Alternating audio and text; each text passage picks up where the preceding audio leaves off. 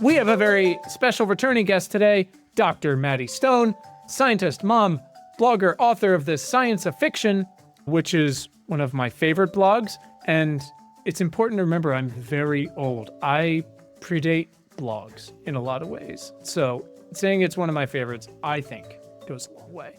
Maddie's back. We're going to rerun our actual conversation with Maddie from a while back. Maddie, what's your guess? Was that 6 months ago, a year ago, or 7 years ago?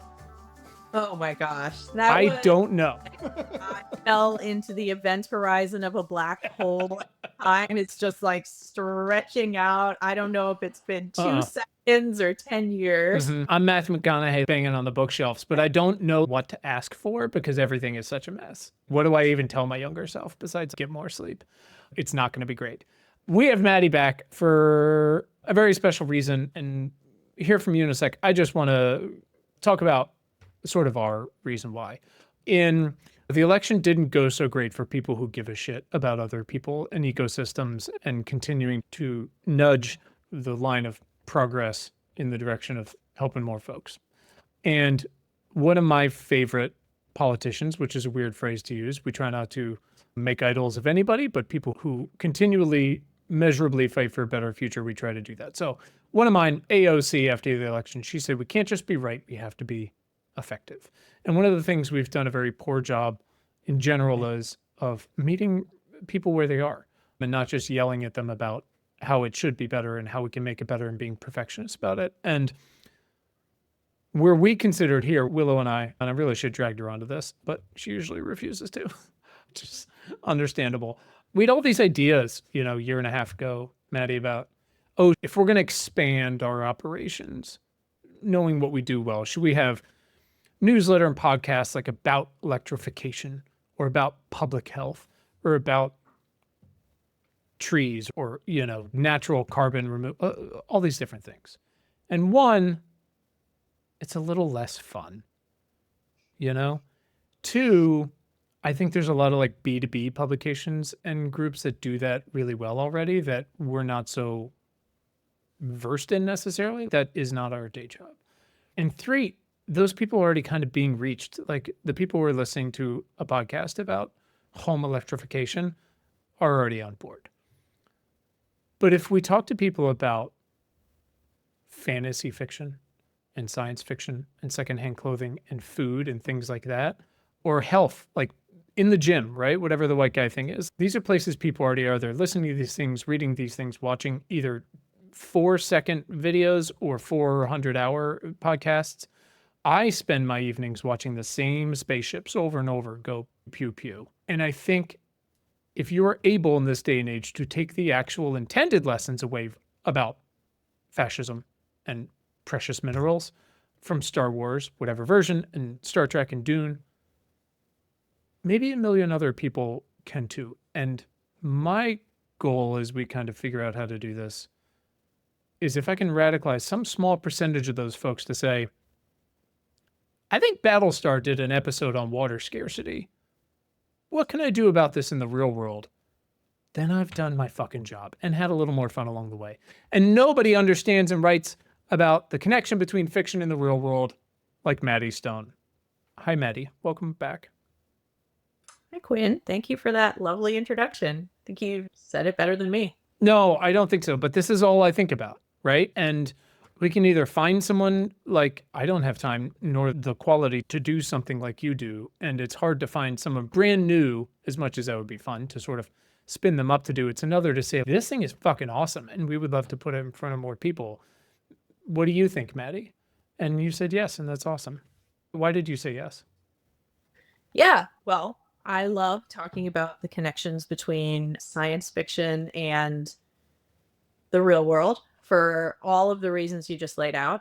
I love that you started with the idea of meeting people where they're at, because I think that's so important as a professional science communicator.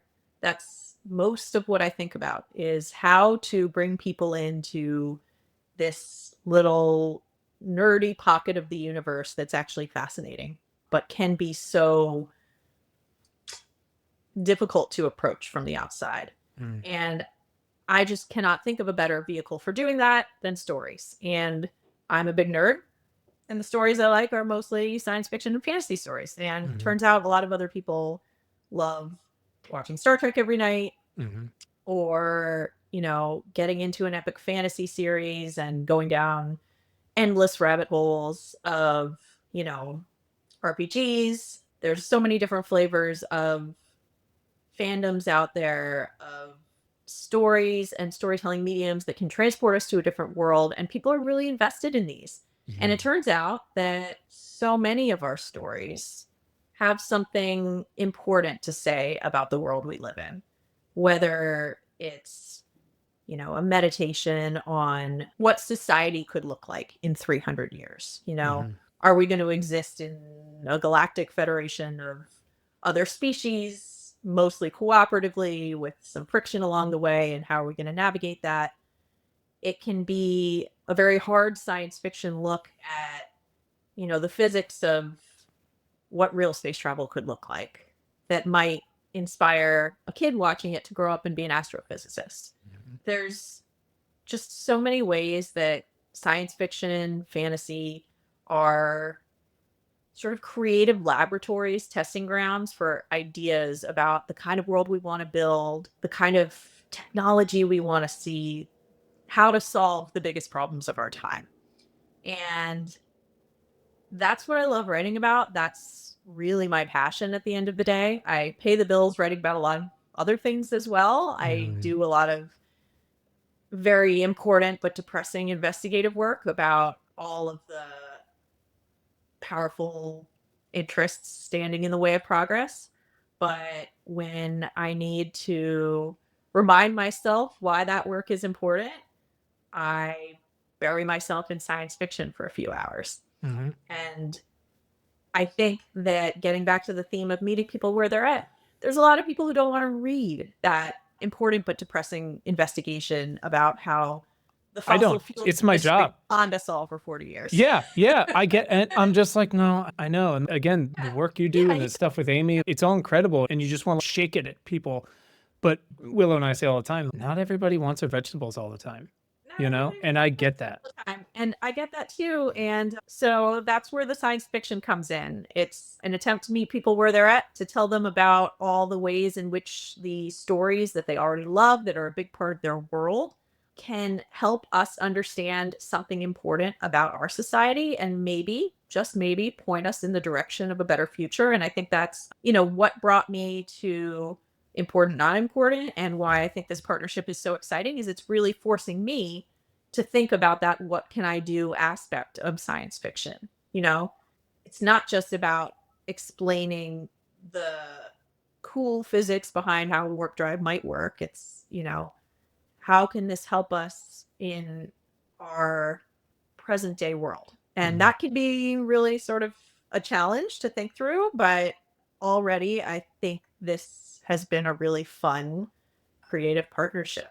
And yeah, I'm just excited to move full steam ahead with it. Yeah, I love it. It does require, and we weren't originally, the fulcrum wasn't, what can I do?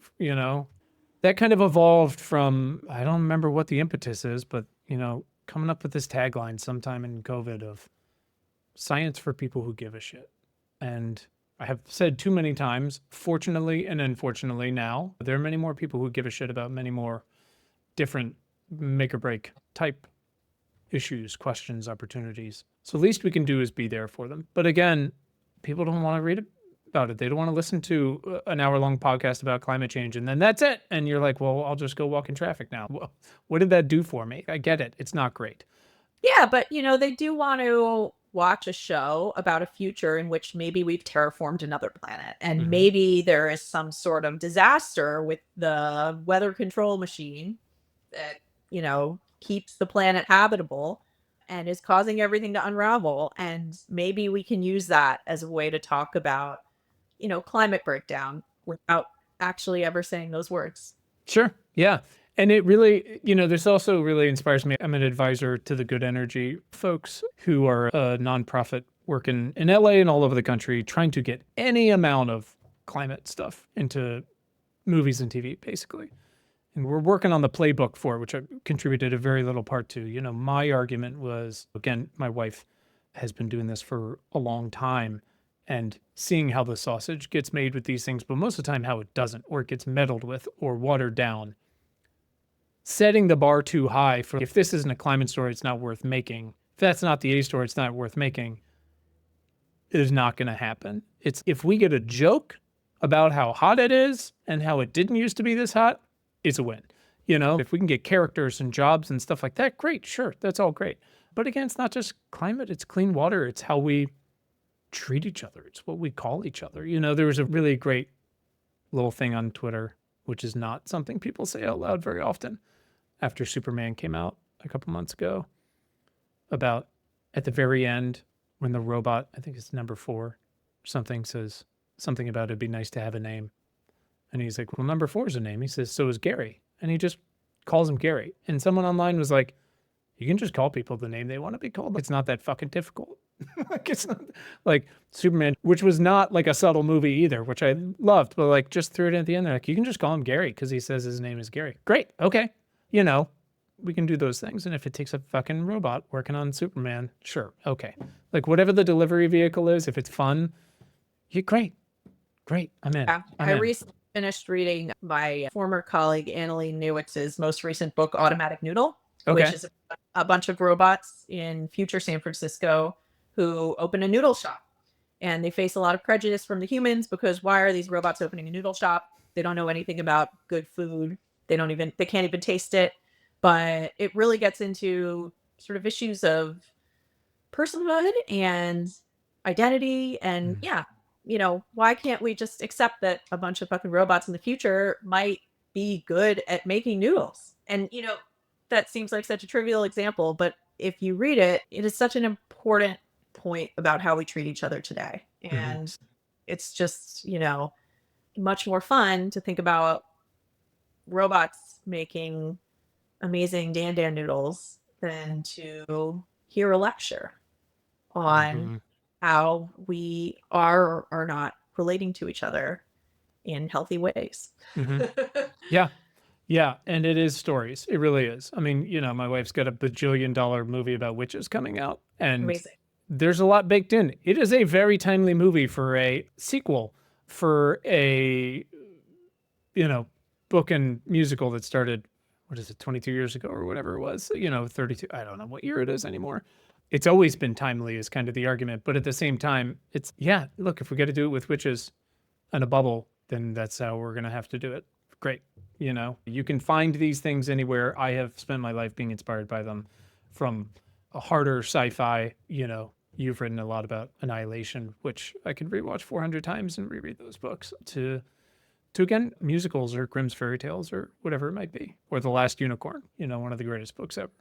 And I do think that as someone who writes about the intersection between science and genre fiction, one knee-jerk response I encounter to this is, oh, well, that isn't, you know, believable. So why are we talking about it? But it sort of gets back to what you said about how it's not necessarily about making it 1,000%, you know, technically accurate. We're not trying to pass a dissertation defense here. I've spoken with Star Trek science advisor Erin McDonald a few times over the past. The phrase that she said to me one time that really stuck with me was, my job is not to make this scientific, it's to spray a veneer of plausibility on it. I love that. If somebody like Erin McDonald, who is just very smart, has a PhD in astrophysics, can, you know, sprinkle a couple of, you know, tidbits of science on top, then somebody like me, who is not writing something for, you know, HBO or Paramount, can do an egregiously deep dive into what that tells us about quantum physics, and people who want that can find it. Yeah. Again, how do we get in the door with some of these folks that are already reading all this stuff, you know, a little more intentionally?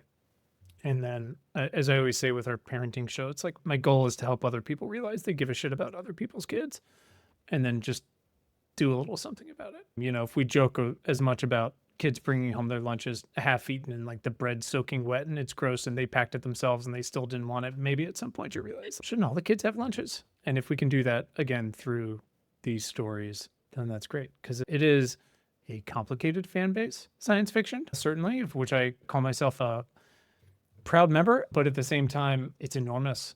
It's enormous, and they really do give a shit about a lot of things, and a lot of them aren't quote unquote real, but they're certainly tethered in reality. I'm going to put you on the spot. What are some of your favorite sci-fi stories you haven't had a chance to write about yet?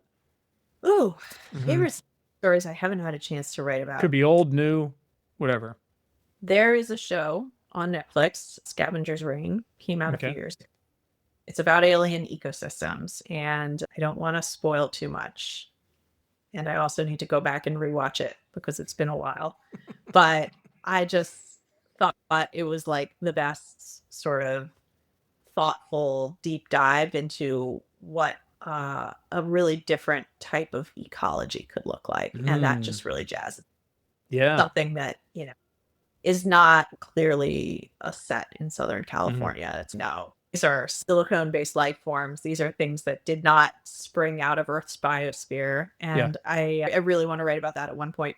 I recently read Daniel Abram and Ty Frank, the duo behind S.A. Corey, who wrote the Expanse series. I started reading their new series, Captain's War, and I would love to interview them about that because kind of on the exobiology theme as well.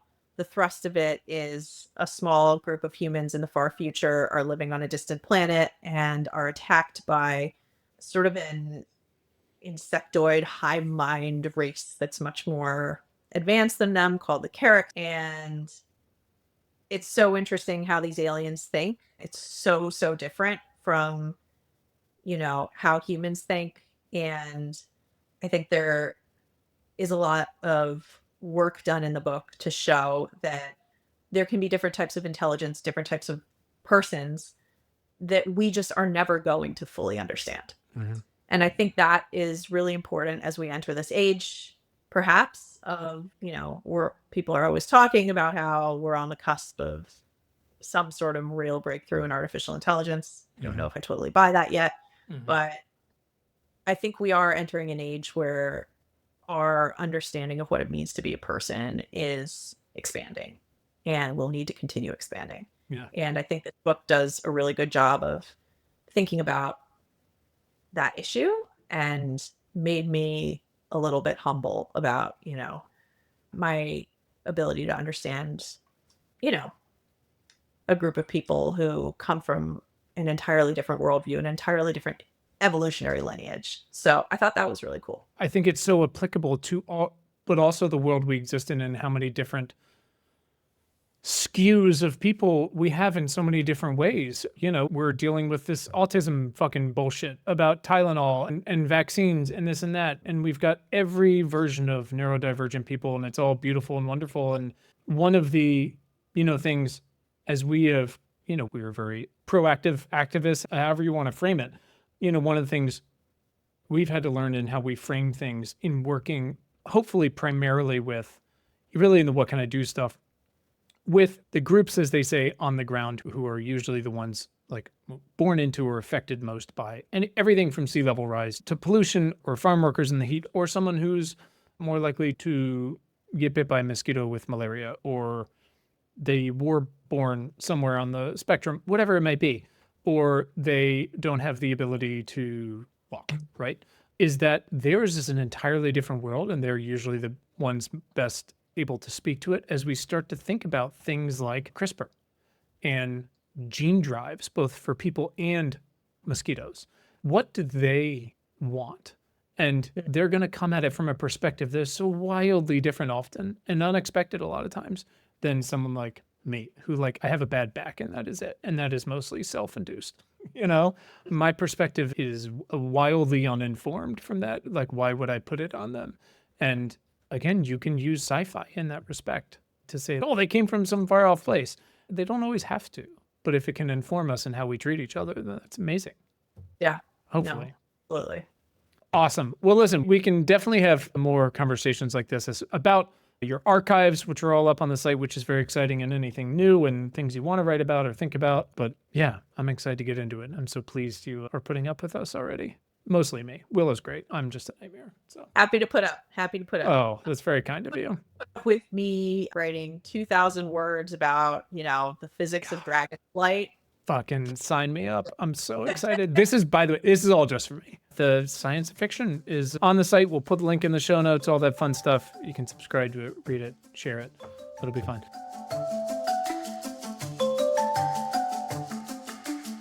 Why is it so important that we share the science of fiction? And what do we do with it once we have it? That's today's big question. And my guest is Maddie Stone.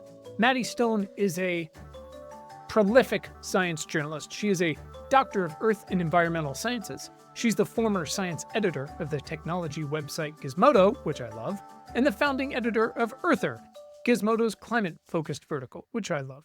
Maddie has edited articles for The Verge, Polygon, and Grist, and her original and award-winning journalism has appeared in, National Geographic, back when they had writers, The Washington Post, The Atlantic, The Guardian, Grist, Vice, MIT Technology Room, Technology Review, and Drilled, and many other outlets we love and link to basically every day.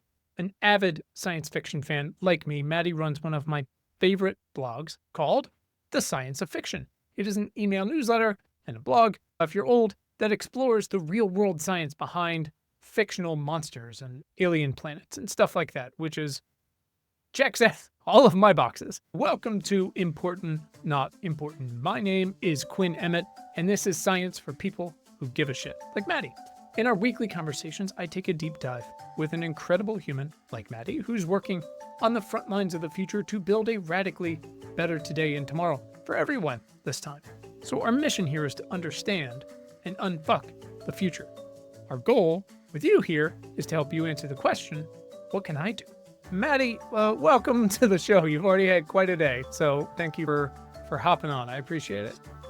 Yeah, absolutely. So excited to be here and talk about what is truly one of the most fun subjects for me to talk about. 100%. We'll skip over all like the mining and just talk how do you transport whales onto a bird of prey. Maddie, truly one of my favorite movies. We'll get to it. I also recently looked up what year it was made, and it's very upsetting. I like to start with one important question to set the tone for, what hopefully is a fun fiasco, which is, why are you vital to the survival of the species? And I encourage you to be bold and honest about it. Oh my gosh. I'm a very humble person by nature, so this is a really challenging question for me. I believe in But am I vital to the survival of the species? Mm-hmm. I would say, tying it back to the theme of our conversation today, I feel like I have long carried inside me this unusually strong interest in science, particularly earth science, the environment, how the natural world works, also preserving the natural world. I've been an environmentalist since I was like 5 years old, and they started doing construction and logging behind the playground where I played out in recess. And me and my little kindergarten friends yelled at the construction workers from across the fence, which was probably not the coolest thing to do. But I've been an environmentalist as long as I can remember.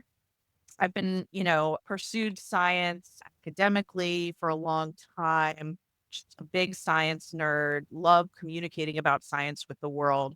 But I've also been a huge science fiction fan my whole life. And I think there is an essential intersection of science and science fiction, a way they interact with each other, shape each other, and help the public understand what's really essential about science. And I've tried to leverage that as a way of connecting with audiences and helping the world, my, small sliver of the world that I communicate with, mostly via the internet, understand complex scientific topics, understand sort of big picture trends taking place in society, and understand, what needs to be done to build a better future through this intersecting lens of science and science fiction. So I guess that's, how I hope to see my contribution matter. That was amazing. 100 years. Look at that. That was amazing. Look at you. Yeah. It's a completely ridiculous question that, truly, you are first in our hearts, but guest number 178 or something. I've been asking it for a long time, and can get some ridiculous answers, but also sometimes they're pretty meaningful and provocative. But most people are just like, "What are you talking about?" So I appreciate your candor and your attempt at putting something together there. We are going to get to the science of fiction and all of that, which I find so meaningful for 1,000 different reasons. I grew up on science fiction. I still live and love science fiction. It's what I put on at night as long as it's not too dark these days.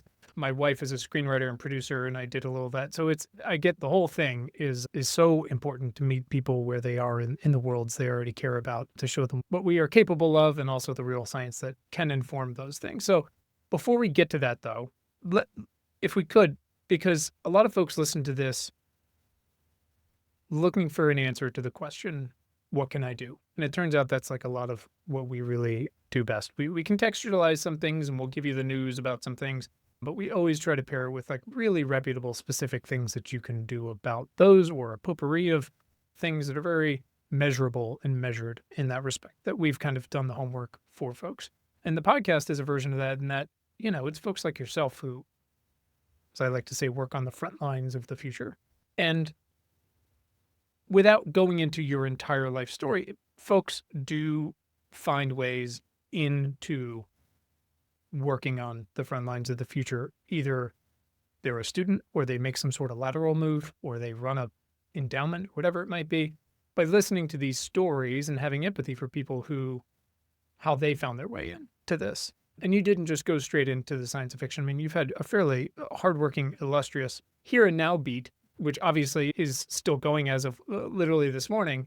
And your work has been so prolific and meaningful across, obviously, Earther, The Post, Grist, Drilled. We love Drilled, The Verge, all these places. You are honestly, to me at least, probably our most impactful journalist around EV metals and mining and the clean energy metals and mining beat, which I assume stems from your super cool doctorate in earth sciences. But I Just do, connected there. yeah, well, it's there. I mean, again, just a quick list, and I wrote these all down, and truly, like, this has helped me really, truly, your reporting has helped me get like a 101 to 201 in this stuff. The Microsoft work this morning about using the company to how can they stop enabling fossil fuels, right?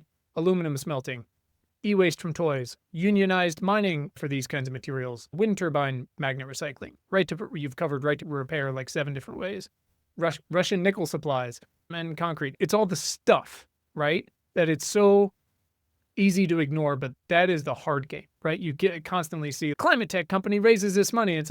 They're a software company. This is the hard stuff that we've got to cure, and it's very complicated and controversial, from mining on indigenous lands to unionized work to waste to obviously the deep sea stuff and what that potentially does to ecosystems. But I do want to talk for a moment about your evolution or transition from your doctorate, which is a lot of writing in itself, to journalism and Earther and all the rest. Was journalism always the goal, or how did you get there from yelling at construction workers at age 5 to starting Earther and where you are now? Yeah, great question. Journalism absolutely was not always the goal. I think for a long time, I thought I was going to go down a more traditional science research academic track. I did my undergrad in ecology. I loved the idea of a career that allowed me to kind of spend half my time outdoors, hiking through the woods, going to amazing far-flung places, and,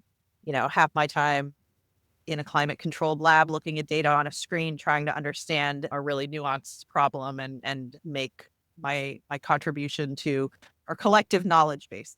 So I did start out thinking I was going to go down this more traditional research track.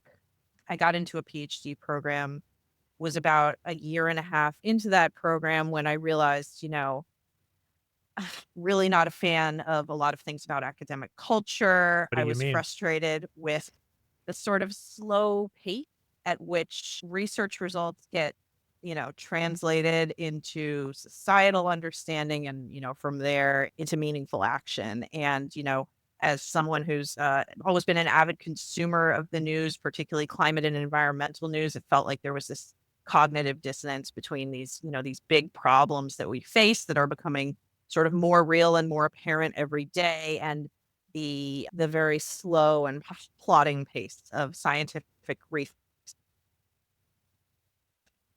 the type of research I was doing intended to ultimately help us wrap our heads around those problems in a more meaningful way. So, I still have a lot of friends and colleagues who've gone down the science route, but I realized pretty early on in this PhD track program that it was not for me.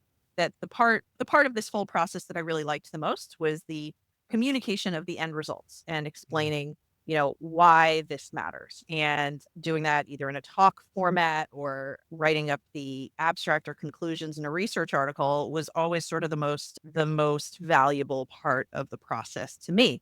And all my advisors thought that this was very strange because most scientists do not care for writing, do not care for public Right. speaking. Yeah. No, thank you. And so I got a lot of kind of raised eyebrows at my just general interest in science communication, but also a lot of support for it, to give my academic advisors credit where due.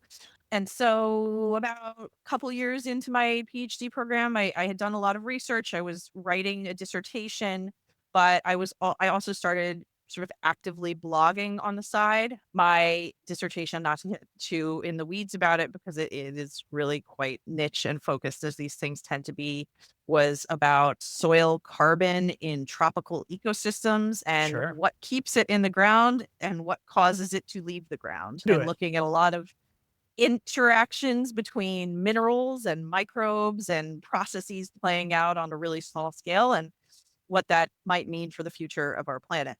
Anyway, as I was working on all of that, I started a blog on the side about environmental microbiology and all the cool things that microbes are doing and we can use them for, because I just find them fascinating. And a lot of that had to do with mining and recycling applications of microorganisms. So this was just like a fun thing I wrote about once a week, pulled up a research paper, wrote a blog post on it, sent it out into the ether, and a couple hundred people might have read it.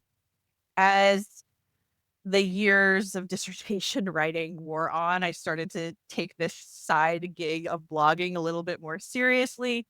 As I was committed to finishing the dissertation, to seeing my PhD program out, but also realizing I wanted to do something quite different after I finished than what a lot of my peers were doing. Again, I had a good amount of support from my academic advisors, including being allowed to do I guess you could call it a glorified internship, working for the university newsroom at the University of Pennsylvania, essentially shadowing and working as the underling for the two staff science writers there. And so that was sort of my first introduction into journalism. I wrote some profiles of scientists and press releases about cool things going on campus and new studies that were coming out, that sort of thing. And so that kind of gave me a nuts and bolts education into very crash course education into what a press release is, kind of how the sausage gets made in science communication, how findings get disseminated from universities to journalists to the wider public. Around that same time, and we're talking like 2013, 2014 here, I also started a second blog called The Sure. Science Yeah. of Fiction. Literally anything to not write your dissertation. Anything to not write the dissertation. I know. I was such a My slacker. sister-in-law got hers in psychology and said she said I had the cleanest department of any of my friends. She's like, all I did was like type, no, thank you. I'm just gonna go dust again. So Yeah, totally. So around that time, this was about a year before I was supposed to be finished with my dissertation, I started a second blog called The Science of Fiction. And this was, if you remember the old Gawker Media and family of sites that have since sort of scattered to the wind under various owners or been shut down. There was a free blogging platform within Gawker that anyone could use to start a blog called Kinja. It's still the back end of the Gizmodo family of sites. I was an editor of IO9 and Gizmodo at the time, and I started my own Kinja blog, blogging about the science of science fiction because, again, huge nerd, always been a big fan of sci-fi. And it was just a fun additional way to communicate about science fiction. And that got noticed by Annalee Newitz, who was the editor in chief of IO9 at the time, which was fairly shocking to me. I had never pitched them a story or considered pitching them a story, but a couple of my articles got reposted to IO9. Subsequently, Annalie reached out to me asking me if I wanted to be the weekend editor at Gizmodo because they needed someone to blog Fast and Furious 7 times a day, Saturdays and Sundays. This was right around the same time that I was actually finishing my dissertation and being like, what the hell am I going to do next? And Sure. so Blog Saturday and I had Sundays. I had taken on a few freelance assignments for different outlets at that point. I had a small collection of like actual journalistic clippings to my name. So I didn't have much of a resume, but she sort of took a chance on me. And that's how I got my foot in the door at Gizmodo. And I spent a few years there and then founded a climate vertical there called Earther. And I'm now jumping years into the future, but that's sort of the compressed history of how I got my start and how I transitioned into journalism. I love it. Thank you for that perspective. It's helpful because, it's funny, my wife, I'll mention her a few times. She's the greatest person alive. We grew up on ET, right? Kids riding bikes, solving Goonies, like you name it. She made a TV show for Apple TV a few years ago called Home Before Dark. And it's inspired by this young, literally a real life journalist, 8-year-old when she first hit the news, Hildy Lysiak, whose dad was an investigative journalist in Brooklyn. And there's a very good chance I get this wrong, but basically she used to tag along with him on, to interview. I mean, he did like dark stuff and she was super into it when she was 6 and 7 and 8. And I believe he covered Newtown and he was like, you know what? I think I'm out, which is understandable. And they left and moved back to the small town he was from. And he was like, I'm just going to write a book. And she's like, that's great, but I'm a journalist, so I'm going to keep going. And she published something on Blogspot, who's whatever it might have been. And it like scooped the local paper on a murder or something. And she was 9. And it got all this national attention, but the town freaked out. Who are you to come in here and saying all this stuff? But Hillary was like, this is incredible. She got a book deal, in the newspaper. All this. Anyways, my wife and her best friend made a fictionalized TV show about her, which is basically young Hildy and her friends riding bikes, solving crimes. It's amazing. But I love that. Yeah, but I think about you screaming at construction workers about getting too close to your playground, but you never know how you're going to get into this thing where you're like, I have to do this. And there's definitely 1,000 variations along the way. Like you said, doing an entire dissertation, which is I'm committed to it. And we're writing about the soil, which, by the way, is like incredibly important and still questions like we're not 100% sure on. And we need to answer before we keep selling fake carbon offsets to people. But that stuff, it really does matter. And it does. I've done 700 different things. And I do look back and go, if I removed any of those, would I be here? I'm not sure. Even though they don't totally go one-to-one, or it felt like a waste of time at then or now. But I try to pass that on to folks. I'm 1,000, so I try to pass that on to people who feel like I'm lost, or I'm doing 2 different things, or I freelance in 6 things and I don't know where it's going to be. And I don't know where I'm going to be, and you don't know what's going to add up to get you there.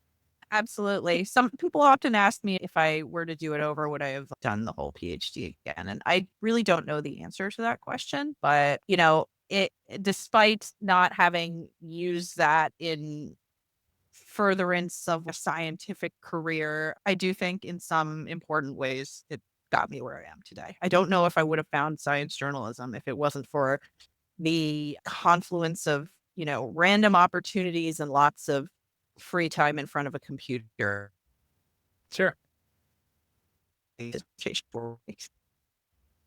Yeah, and at such a specific moment of, like you said, Kinja and Tumblr, and I mean, I think that was post Blogspot, but the point was like there were these tools, and it was sort of federated-ish, and we all worshipped IO9, but the comment section was huge, that whole thing. It was, yeah, boy, that feels Absolutely. like a long time ago now. It was a long time ago. That feels very like early internet now. But yeah, no, there were bloggers on Kinja who had 100%. big followings who were not affiliated with Kotaku or Jalopnik or IO9 or any of those sites. Yeah, it was a whole thing.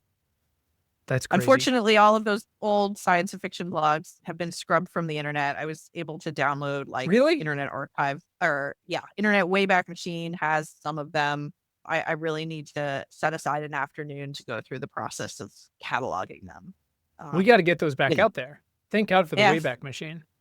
I know, way back, I am such a fan of the Internet Archive for so many reasons, but particularly because it hosts those early blog posts that played an Yeah. important role in my career. I told someone recently about how the hard drive with all my college papers, I was a religion major, which is interesting because I'm, flag waving atheist, but I thought I wanted to do political science, took one class and the professor annoyed me freshman year. And I said, well, I'll go do this because it's also how we understand the world. So many people, it's also so much of our conflict and how people live their day-to-day lives. So same thing. It wasn't a dissertation, but I remember writing about, the history of armed religious conflict between India and Pakistan and what that land was before and all this. And does that apply now? Not necessarily, but I still ask questions about why people do what they do, why they have to do what they're doing, and why we keep making so many of the same decisions we keep making.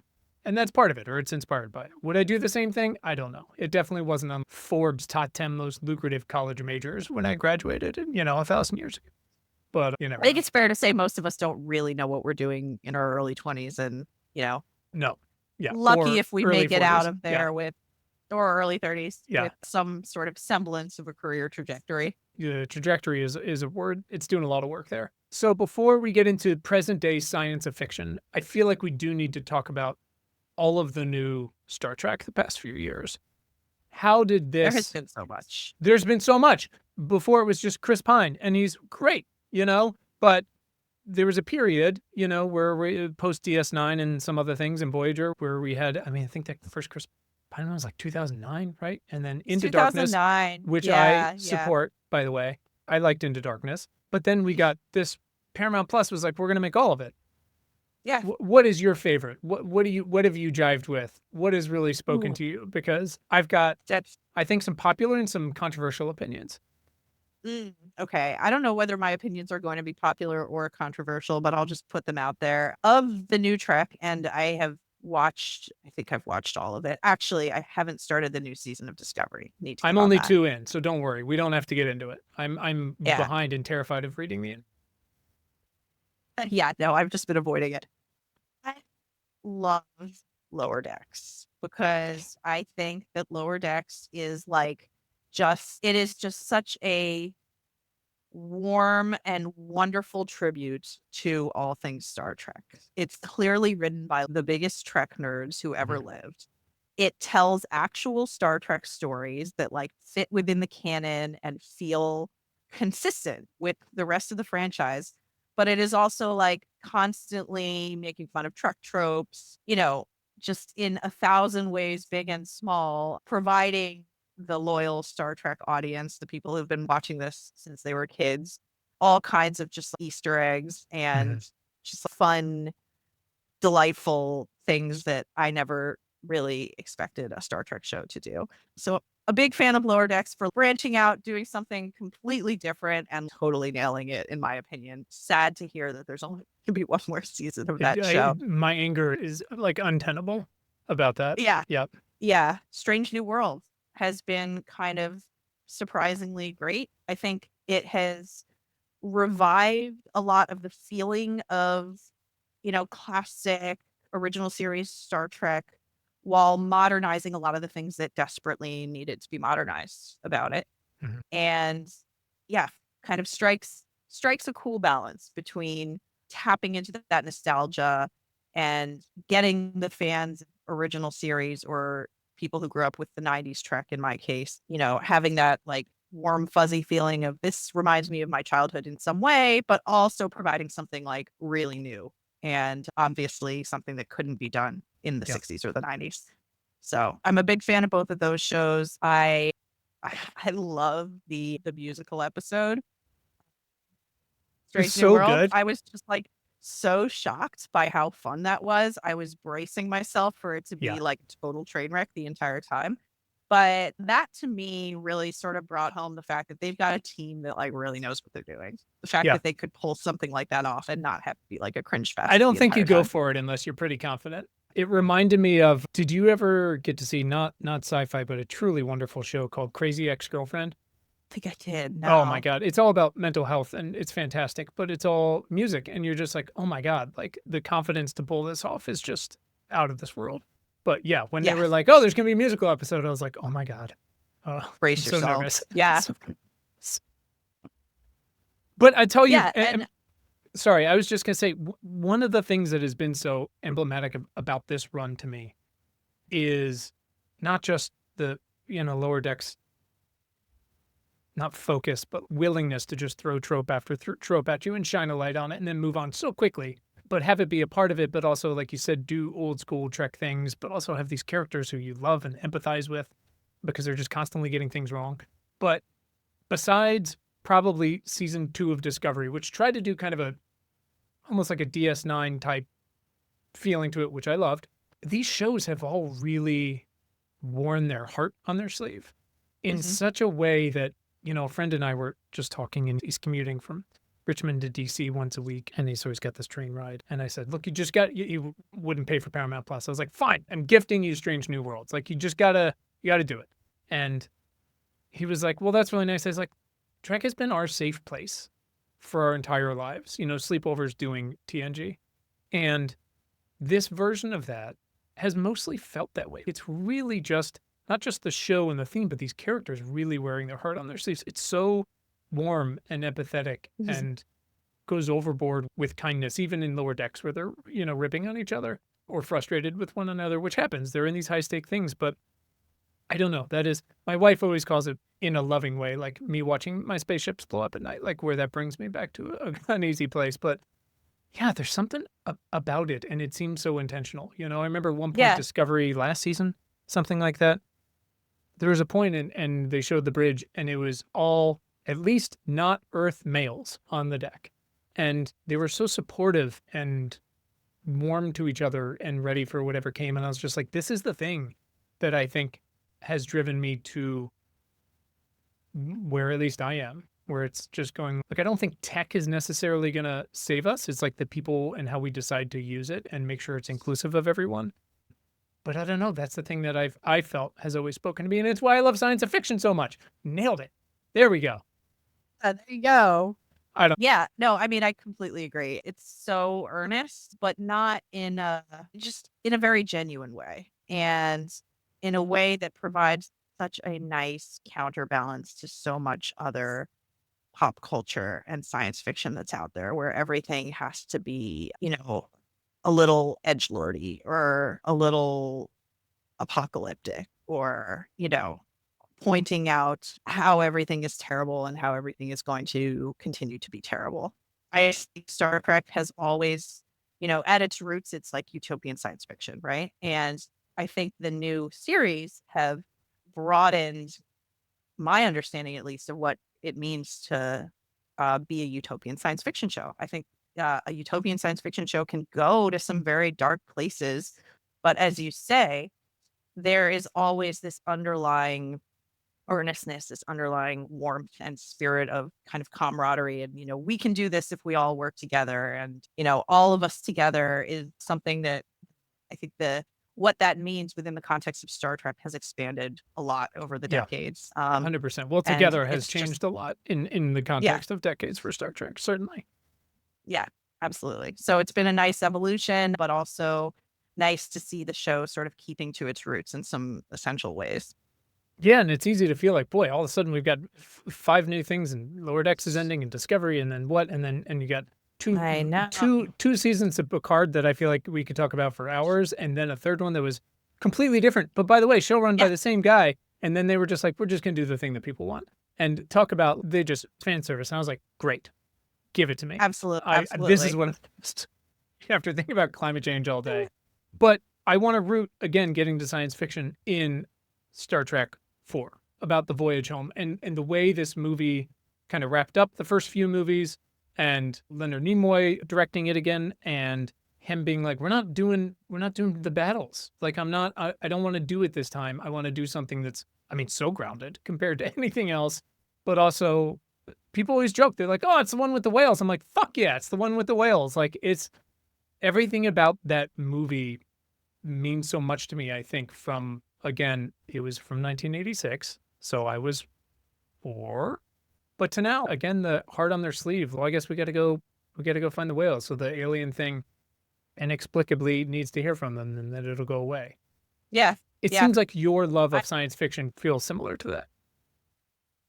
I think so. I was negative too when that movie came out. I didn't see it until I was a teenager, but it had a really big impact on me. And I, again, have been an environmentalist my whole life. I loved those cheesy 90s movies, the Free Willy series. So I Fuck yeah. always had kind of a thing for whales. Why? And then I grew up watching Star Trek Deep Space Nine, a little bit of original series, but the movies sprinkled in there. And yeah, I think, the lens, the way that Leonard Nimoy approached that film as not wanting, as you say, for it to be, a film about war or us versus them, but to have it be sort of a collective problem that we need to address. And a very topical problem for the time, I should add. I'm not sure if it was 1986, but it was some year right around there that the first international moratorium on commercial whaling went into effect. And this was sort of the height of the Greenpeace Save the Whales campaign and people,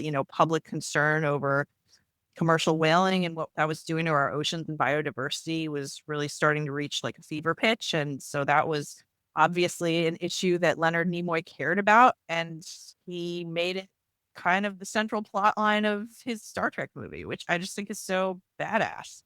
Yeah. Kudos to him for doing that. And yeah, you know, I don't know if we're ever going to have another movie where it makes sense to transport a humpback whale into a Klingon warship. So that will always have a treasure in my.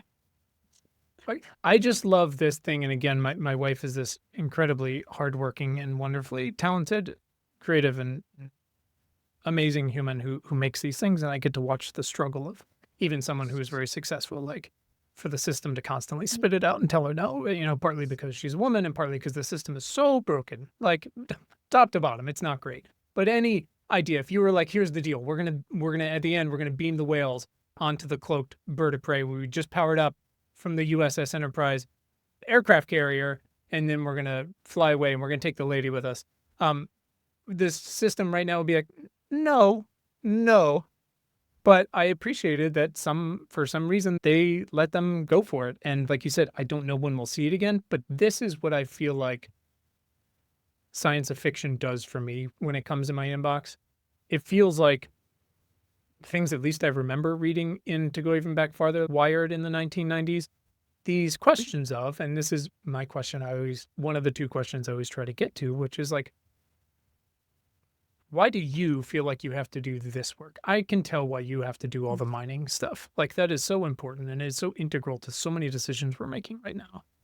But, it felt like they were like, go make your shit, Leonard Nimoy. And he was like, okay, here we go. And it feels like your conversations with these folks who you talk to for science fiction and your love for it feels a similar way, which is like, this is really important. And it's easy to just be like, it's movies and TV, but it's not. Tell me about like how sort of this latest incarnation of it and like why you have to do this as well as all the, scooping Microsoft. I think that, pop culture, the stories we tell are so important to how we see the world. And they're often an essential part of our identity growing.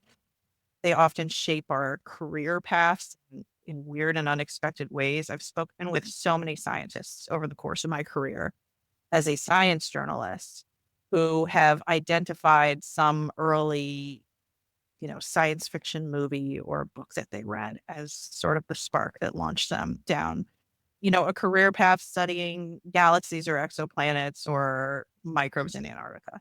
And that really, I think, tells us something about how humans are, we are creatures of stories. We like to tell stories. Stories help us understand, make sense of the world. And science fiction stories in particular, I think, are just such a powerful vehicle for understanding big, macro, complex problems in new ways and sort of gaming out solutions that maybe don't make sense now or don't make sense 10 years from now, but could make sense in 100 or 1,000 years should there be, XYZ new technologies available, new societal structures in place. Like science fiction is sort of a breeding ground of ideas for what is possible if we remove some of the structural barriers in place today. And, it's not, and I truly feel that, this isn't just fun sort of thought experiments about, what could be. It would be so great if we, were able to fly around the galaxy in these faster than light ships and visit all these different worlds and meet all these different alien cultures. That's all great, but it's not just about this is fantasy escapism. This is really a vehicle that allows us to think about, the problems and the challenges facing society today and how we could address them in a less constrained future, in a future where we've sort of changed the underlying conditions in some way. And, there are books that have been written, there are professors who give lectures on all of the ways that science fiction has inspired real world innovation, and that's part of it. We see all these one-to-one examples of a visionary science fiction author, Jules Verne, Arthur C. Clarke, all these kind of golden age sci-fi authors thinking of technologies that we now have in our world today. But that sort of one-to-one, oh, it happened first in science fiction and now we have it in our world, is that I think is just one small part of the power of science fiction to affect change in the world. I think much more broadly speaking, it allows us to reflect on our problems in a kind of an open and imaginative space and think outside the box when it comes to solutions. So, climate change is obviously one of the most pressing, if not the most urgent problem of our time, something I spend a lot of time thinking about and writing about as a climate energy journalist. And I think science fiction has a really powerful role to play in thinking up how we're going to solve it and not just, dreaming up new types of transportation and new forms of energy, but how we actually rebuild and restructure society. And I think there's powerful examples from the writings of Octavia Butler, um, all the way through to a lot of modern climate fiction authors today who are really actively using fiction as a vehicle for, you know, imagining a different future and imagining how we could, restructure our world in order to live a little bit more sustainably on this planet. So I think to wind down this long and rambly answer of why this is I love important, it. it's we all love stories. We don't all love science fiction, but a lot of us love science fiction. It feels like, this kind of nerd culture has exploded in recent years. It's a huge opportunity to communicate with audiences that is necessarily in the traditional route that you get information out there as a scientist or even as a science journalist. It's a huge opportunity to meet people where they're at. And science fiction in general offers us this enormous kind of imaginative playground for thinking about how we can, build a better future. Well, I think that sums up basically everything I care about. So that was wonderfully instructive and conceived on the spot, but obviously after decades of thinking about it and working it and marinating on it, which is what, the best science fiction and even, fantasy can do for us, which is just like keep it going up here and making you think of not just, again, what is, like you said, the coolest new transportation, but what I seemingly always come back to, I guess, at this point in trying to help people answer the question, what can I do is, okay, that's cool, but what are we going to do with it? Who are we going to help with that? What can we rectify or readjust with that or despite that or, in lieu of that? And I think about that with everything from mRNA to, like you said, solar power desalination to all these things. It's going, okay, what of these? I had a wonderful scientist on the show, an AI researcher, and she said, I answer old problems with new technology.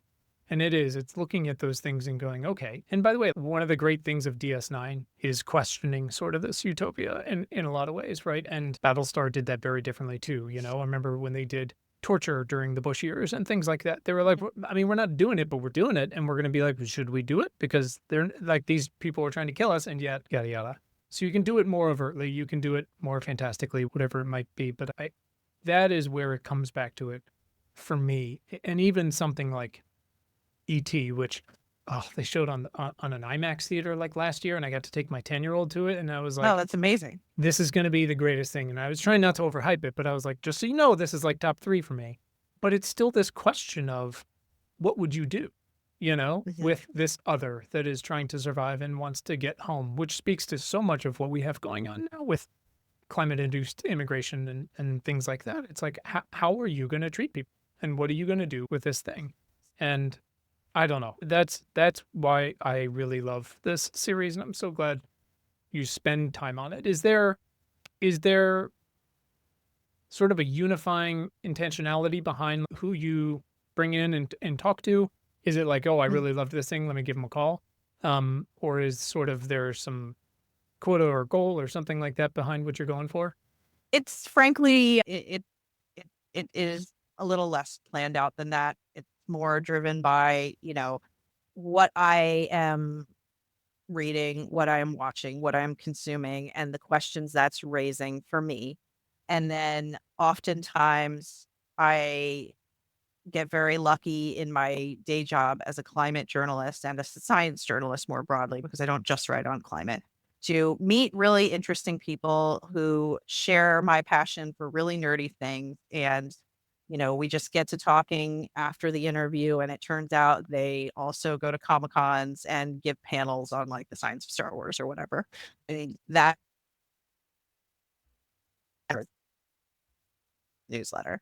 And so it's a mix of getting to talk to a lot of really cool people as a science journalist who also happen to share a passion for science fiction and how it can be this like vehicle for meeting audiences in new ways, and, getting some really kind of wonky and complicated ideas across through something that they are really passionate about already. Sure. And, I just finished Andor season 1, and I have this really nerdy question about what that like astronomical spectacle in the sky is and how that could actually What was work. that? Well, it was crazy. Yeah. Yeah. Well, I did a science fiction post on it, and I called up an astronomer, and we talked about meteor showers. Is the Eye of Aldani a meteor shower? Like, what the heck is it? And her best explanation was maybe it's like the slime trail from migrating Burgles, which are those like The galactic whales. space whales. Yeah, the whales. Yeah. See, it's always whales. Yeah. It's the whale slime trail, like, from thousands of them migrating across the upper atmosphere and lighting up in the sky, which is both awesome and just so absurd. I love it. I'm Yeah, like, that's the so, answer. I'm going to go with that. And so I try not to be too much of a scientist when I go into this project. I try not to be like, this is what is technically accurate about flying space whales in Star Wars, and this is why it doesn't make any sense at all. There's a space in this form. There's a tightrope walk in this form of science communication where you want to be accurate, but you also want to be fun, and you want to accept the fact that in this universe, there are magic people with laser swords who can move things around with their Space hands and whales. their mind. Right. And that's just, we have to work that in with the laws of physics. We just have to do it. Mhm. So, yeah. So it's, what are the weird questions that pop into my head as I'm reading and watching and consuming science fiction? And who are the latest, like, fun people I talk to who would be willing to sound off for an hour about, the actual science behind dilithium or what kind of a hodgepodge. Perfect. Welcome. You're among friends. 2, my obvious next question, is there some fiction in you somewhere after all of this? It's a great question. Well, I have dabbled in creative writing over the years, never been so bold as to try to publish anything, but I have a lot of unpublished drafts of stories, kind of gathering dust in various hard drives. So I think about getting into at some point in the future. My mom actually is a fiction writer. She's written a lot of books. She's quite prolific. Oh, that's awesome. And yeah, so there's a little bit of it in the DNA. It's a really challenging headspace to toggle in and out of with journalism, because it's, going from every sentence has to be factually vetted and buttoned up and run by various parties for accuracy to whatever Right swords. the fuck I want Yeah. to put on this paper. And I hope it sounds good and connects with people. So it's a lot of mental toggling to go between the two. That the times in my life where I've done more creative writing dabbling, or times where I've been sort of like in between jobs, or again finishing my dissertation, there was really a lot of time wasted in that period.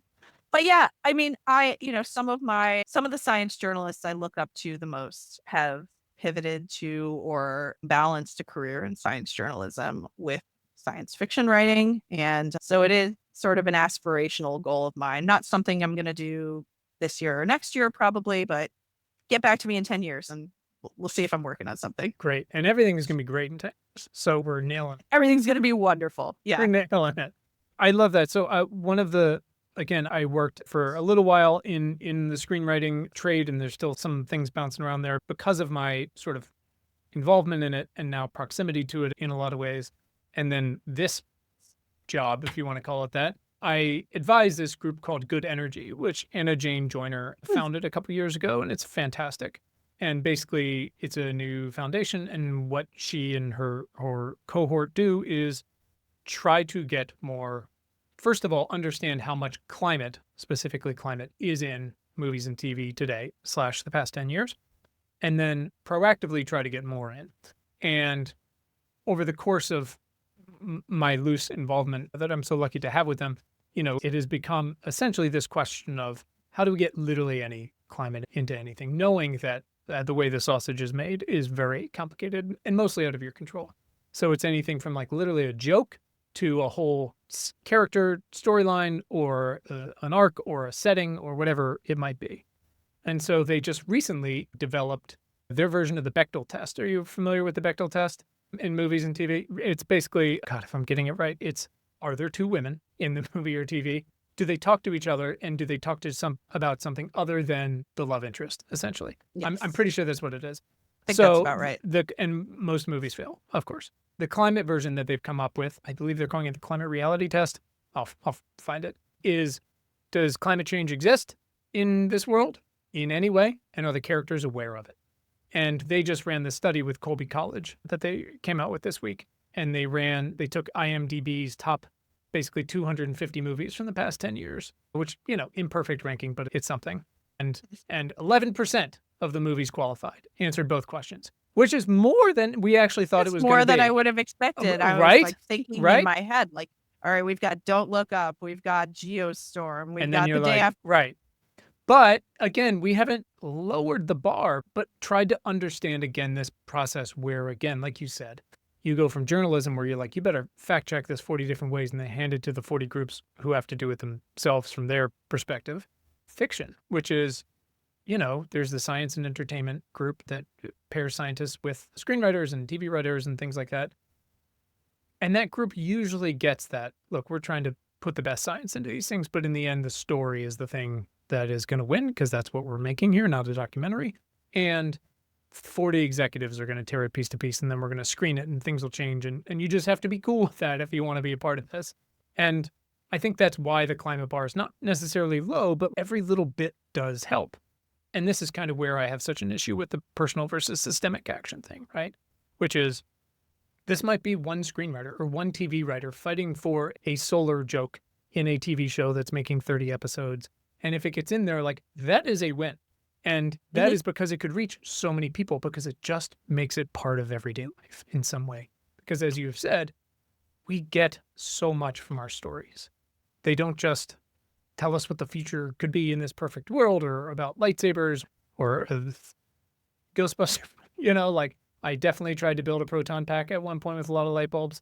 Yeah, it didn't work, unfortunately. Not enough power. But they tell us who we can be and what we can do with the things we have, and shine light on the mistakes we've made, not just technology-wise, but as a society and an economy and things like that. And that is so important going forward. I think about, do you know the journalist Ed Yong just recently left The Atlantic, won the Pulitzer?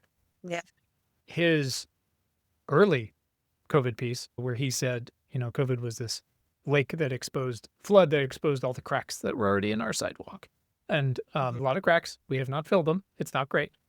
And science fiction can do the same thing. It can go, hey, look at all these choices you made to get you to this fictional place. What if you make those? But also, what could go wrong with some of them? What do you need to make them?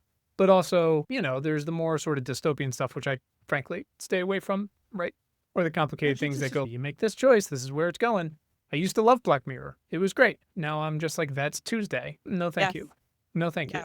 Anyways, it's all to say, I'm very thankful for your work. And I'm thankful that you do both versions of it, because these mineral questions and the people who do it, just like the people who do our health work around whatever technology we're using, that is what matters, to make sure we kind of get it right as much as we can by those people, right? And to include the most people and to make sure they're paid and to make sure it's not creating just prolific amounts of waste, and we recycle what we can, right? Because we've got to do this thing. So let's attempt to do it and ask the right questions in a way that is most beneficial for most folks in the little ecosystems we have remaining. Well, I'm grateful for anyone who is doing any work trying to inject more climate reality into, Hollywood science fiction. I think it's long overdue. I think there are more people thinking about this all the time. But as you say, lots of competing priorities, lots of screenwriters, lots of executives. Ultimately, it's a balance between entertainment, what works for the audience, and, whatever messages or information that the writers behind this massive enterprise, want to get out there. And I did recently do an interview with Star Trek's resident science advisor where we talked about that. And I think she was very positive on how science has been considered and incorporated into the recent series. Obviously, not everything is going to have a explanation that, stands up to a dissertation defense or a peer review, but everything everything that touches on science in some way gets run by an actual scientist, and that person has input in the writer's room. And there's something really valuable about that, I think. And I'm really happy to see more efforts directed toward incorporating climate and, our collective problem that we all have to deal with over the next century, and that we shouldn't be shying away from in our fiction. So that's awesome that you're involved with that. Well, I'm the world's smallest piece of the puzzle, but it matters and I care about it. And again, I was the beneficiary of growing up on so many of these things. My favorite animal is the whale for clearly like a bunch of reasons. So, it matters. It sticks with people, right? No matter what age you see it in. So anyways. Well, and if you want an explicit tie-in between my mining and mineral work and the science of fiction, I've done a couple of posts that have been good performers for the blog. I did an sort of exhaustive survey of where in the galaxy we might mine lithium beyond Earth. After that, I noticed that theme was starting to pop up in science fiction. There's a season of The Expanse on a lithium mining world. For All Mankind, another show that I really enjoy. So features a lithium mining plot on the moon involving like a shootout between astronauts from the US and the Soviet Union. So there's been this sort of trickle of interest in science fiction in recent years in incorporating what I see as sort of one of the biggest questions and challenges of our time, which is like the resources that we need in order to move into the future. So yeah, that is something I try to spotlight when I can, because it's a little bit of a niche that I've, really made my own over the last few years. It's a niche, but it underpins the whole thing, because we have had these finite resources that powered the past 200 years, and we didn't go about procuring those in the best way and didn't even ask really about the costs or externalities involved until now. So doing that now for these resources that are finite and in these difficult or controversially hard to reach places, or they're just under China, where most of them are, is we have to ask those questions because we do need them. And it would be great to get them. It would be great if we recycled a lot more of them. But, why I believe I'm a liberal arts major. It's why I believe there should be like a chief, should we do this officer in every tech company, right? It matters to ask these questions. Extremely helpful. All right, Maddie, last couple questions. And this is kind of where I don't know what the metaphor is today, but the point is there's so many climate metaphors I can't use anymore. The other day, my kid was like, my gas tank's filled up. I was like, that's out. We can't say rising tide lifts all boats. That's not ideal anymore. There's a few of them. Yeah. The point is, how can we help? So we like to focus on things people can do to donate, to volunteer, to get educated, to be heard with their representative at whatever level, locally or larger. What are some specific things besides reading your work wherever it goes, including your Microsoft piece from this morning. Good for those folks. But also subscribing to the Science of Fiction, which has such a cool URL. It's like a sci.fi or sci.of.fi. Yeah, you can. It's sciov.fi. You can Yeah, thank there we go. Finland for that domain. Yeah. Yeah. There's a lot. They had that The one Indian available, Ocean so was that hot was for a little nice. while there. People use that one a lot. Yeah, Yeah. exactly. So what are some other Yeah. specific ways you believe in groups doing great work, people doing great work that should be followed? Tell me. Do you want an answer that relates specifically to the science fiction or to Whatever you want. If you were whatever like, I want? people Okay. should watch the second season of For All Mankind because it's a perfect season of television and the ending is heartbreaking and wonderful, then you can just say that. But if there's other things, we can do that too. Yeah. Well, I guess my first answer will be because I imagine there's a lot of scientists and scientifically inclined folk who listen to your podcast.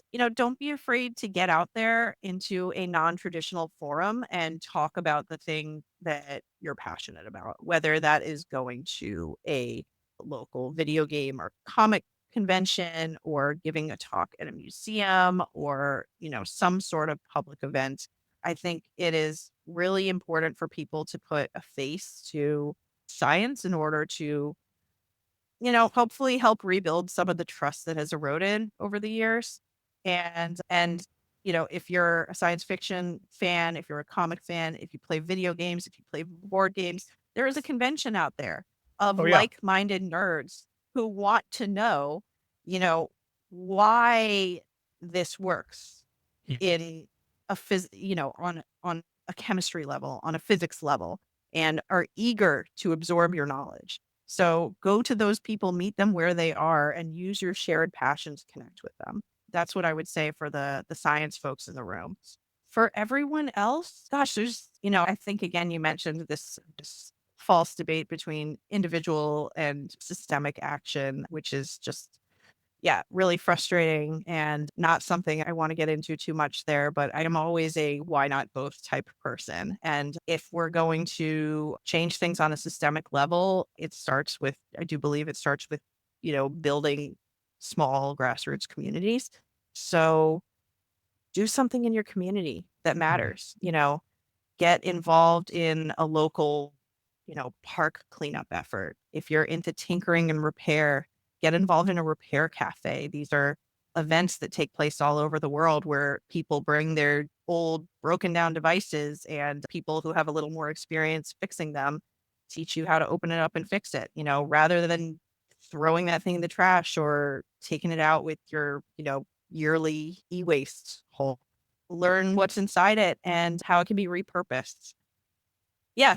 I mean, I think local and grassroots, and I think we got to start small in 1,000 different ways. Yeah. At least 1,000. But those are all opportunities, as we desperately try to paint it. That's it. Important Not Important is hosted by me, Quinn Emmett. It is produced by Willow Beck, and the music is by Tim Blaine. You can read our critically acclaimed newsletter and get notified about new podcast conversations at importantnotimportant.com. Thanks so much for listening, and thanks for giving a shit.